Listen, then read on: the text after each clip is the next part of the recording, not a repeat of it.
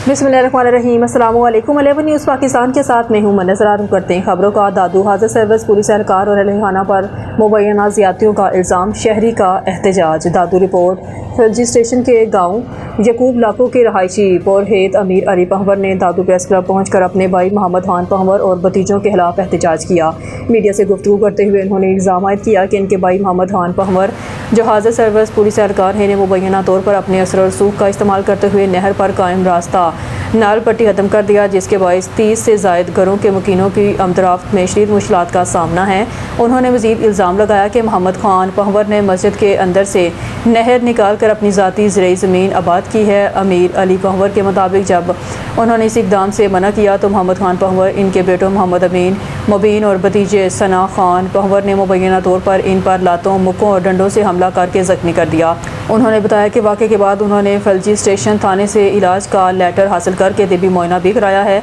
इनका कहना था कि इन्हें और उनके दीगर अहले खाना को मोहम्मद खान पहवर और उनके बेटों से जान का खतरा है। अमीर अली पहवर ने SSP दादू और दीगर मुतल्लिका हुकाम से मुतालबा किया कि मामले का नोटिस लेकर इन्हें इंसाफ और तहफ़्फ़ुज़ फराहम किया जाए। मुझे नाम से अमीर अली है और हम से चौधरी गया हूं या सही असा मसलो असा भाव है पुलिस हारो मोहम्मद खान नाल सर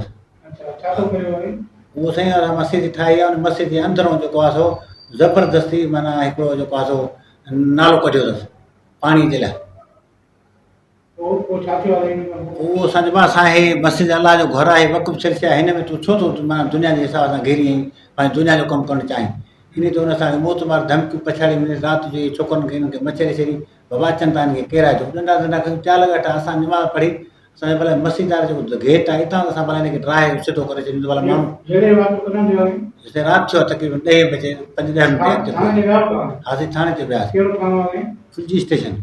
उन्होंने सही बस इहो इंसी दाख़िल कई जो आहे सो असांखे लेटर ॾिनो अस्पताल जो हा पोइ असां अस्पताल वियासीं।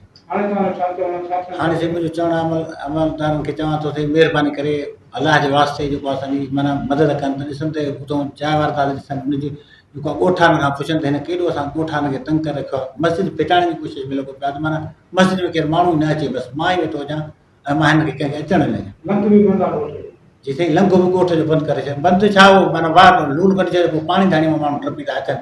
बरसाति में 2-2.5 साल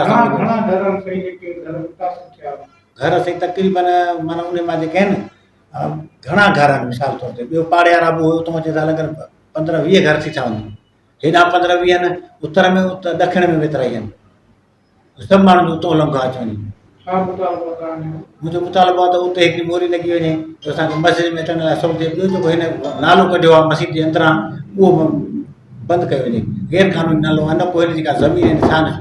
ऐं दावा करे थो मुंहिंजी ज़मीन आहे जे दावा करे थो त उनजो खातो खणिजे ॾेखारे त इंशा ताला असां रक़म वठंदो रक़म ॾींदासीं ऐं जे वरी न आहे त इहो हिनजो आहे बि कोन भले तव्हां तपेदार खे जो हद तपेदार खे चइबो आहे रब्त वठी ॾिए त हे छा आहे हिन मसइलो साईं कंहिंजे सरकारी आहे या आसास आहे ॻोठ जो उन में मस्जिद ठहियल आहे छा आहे चकर जो उनखे चवंदो त रिपोर्ट सॼी ॾींदो ऐं हिन जे खाते आहे त पोइ हे जेको आहे भली हुनजो शइ जो मालिक न त हिन महिल असां मस्जिद में केस न करे माना असांजो मस्जिद में वञण ईअं सम्झो डिॼी था मस्जिद में घिरूं हा ख़तरो आहे बाक़ाइदे माना सम्झो हिते ख़तरो छा आहे ॾिसो मारे चुका आहिनि राति ॾिसो मणी शइ निमाल खां पोइ वाक़ियो थियो आहे।